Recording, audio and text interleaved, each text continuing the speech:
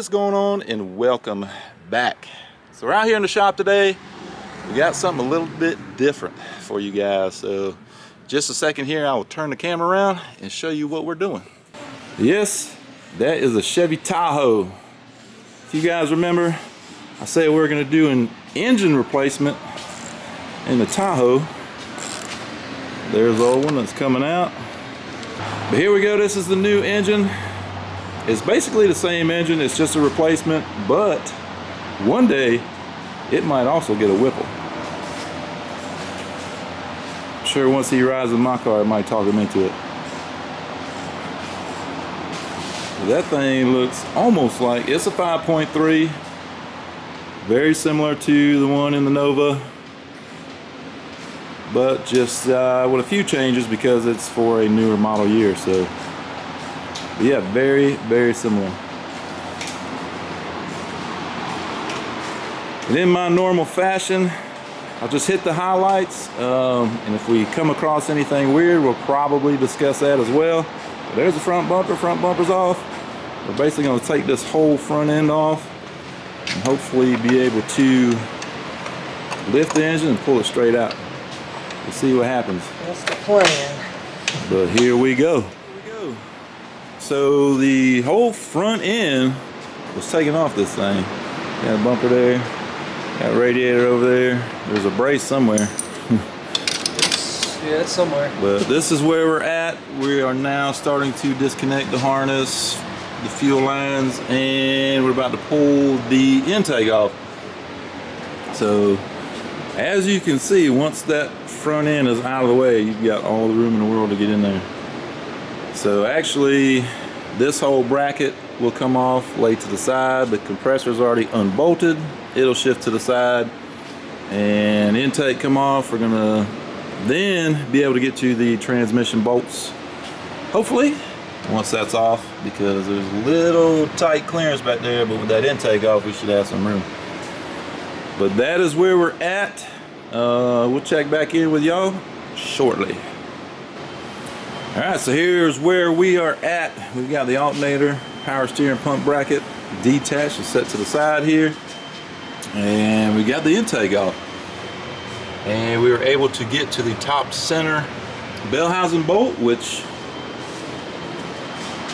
got this picture here with the bolts that we should have, and the bolt we took off is shoved right through it. So right now, Jerry's about to get underneath and start blasting some stuff with some PB.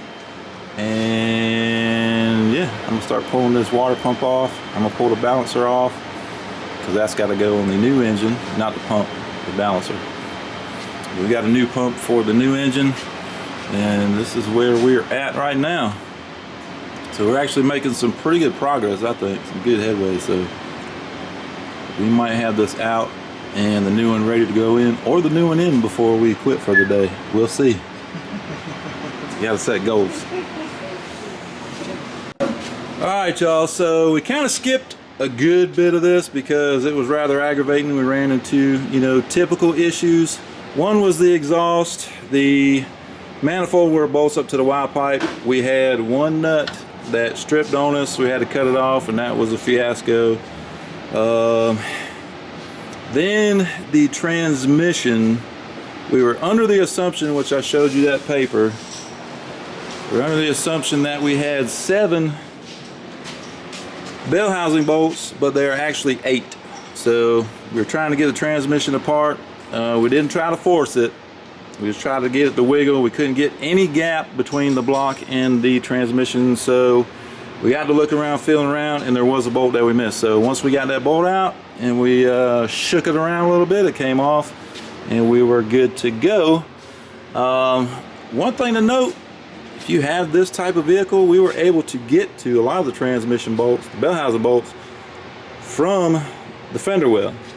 So keep that in mind. Also, I think the headers we're going to put in last because I can get to all those from the fender well as well. That really helped out. So, but this is where we're at. We got the engine out, and it was, I'm not gonna lie, we struggled a little bit, but that's how it goes. And it's in there. Bye Felicia, we don't want to see you no more. We got the new engine on the stand, pretty much ready to go. We got to put the flex plate on it, and we got to transfer over the oil pan. That's going to be cleaned, and it should be ready to go. And tomorrow, for us, same video for you, we'll be putting it in. So stay tuned. We're working on it. We'll get it done. All right, so last we left off, we had pulled the engine out, and now we're actually about to set the new engine in.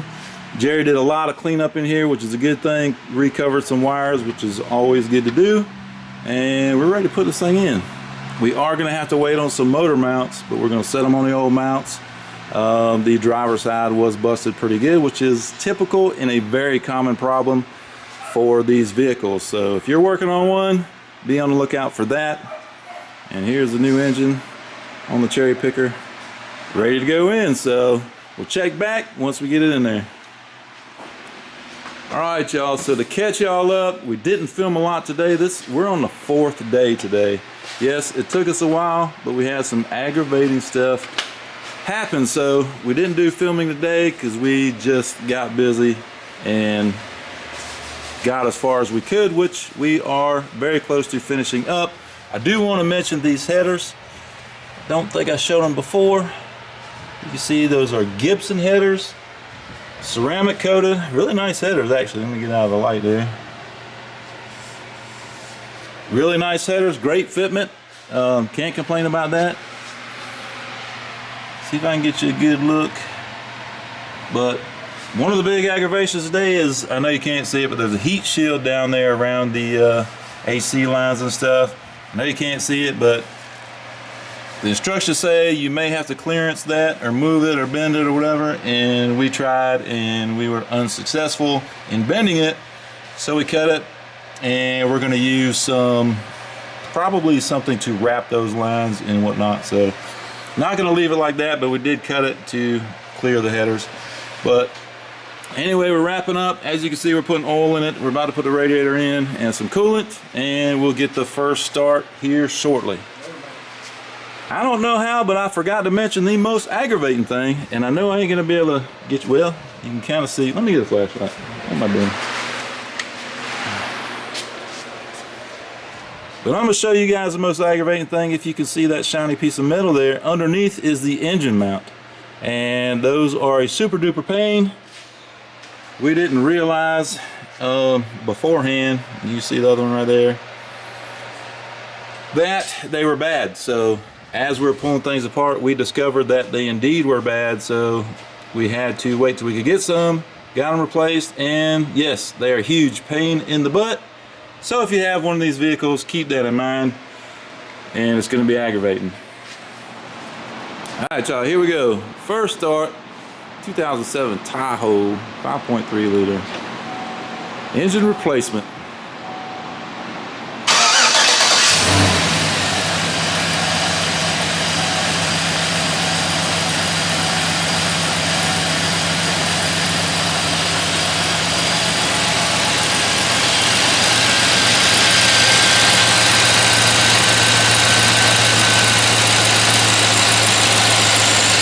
Fired right up and quiet.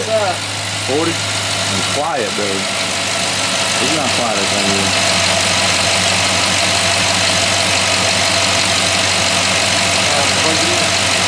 Alright, do it.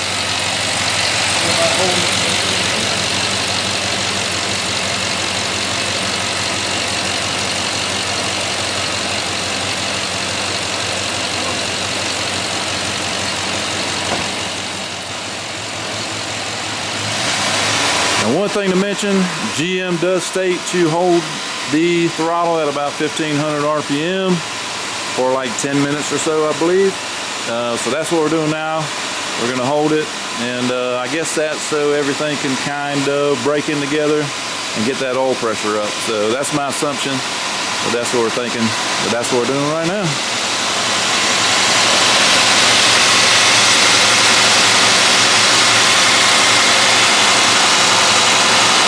Shiny headers down there. Oh yeah. Looking good, looking good.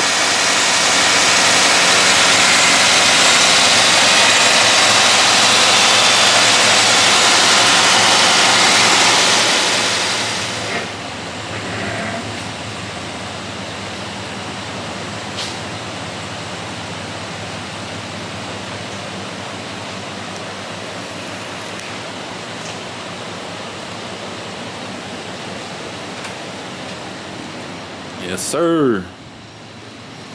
Success.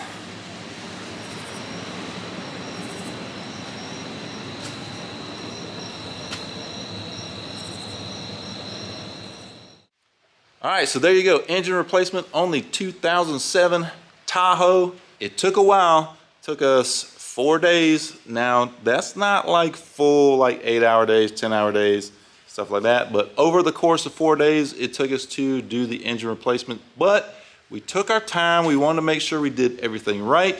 And we also fixed a few things along the way, mainly the engine mounts. But the engine mounts really held us back on doing the replacement. They were a pain. They're not fun to do, but is what it is. We got it done. And also, you know, a few things like recovering some wires, you know, taking care of the little stuff, cleaning up in the engine bay so that Jerry can see if anything's leaking in the future, which I don't see anything that should.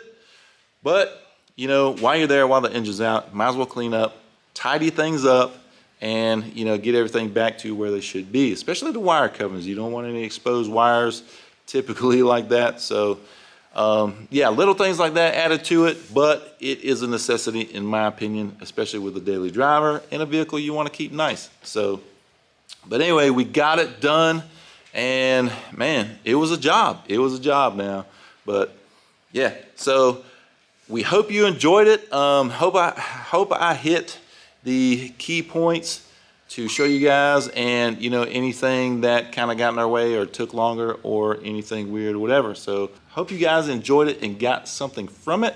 But that is going to do it. I'm going to wrap it up, and yeah, we got the Tahoe running. And stay tuned for more on that truck, because he is really wanting a Whipple supercharger to put on that thing. So man, that would be awesome.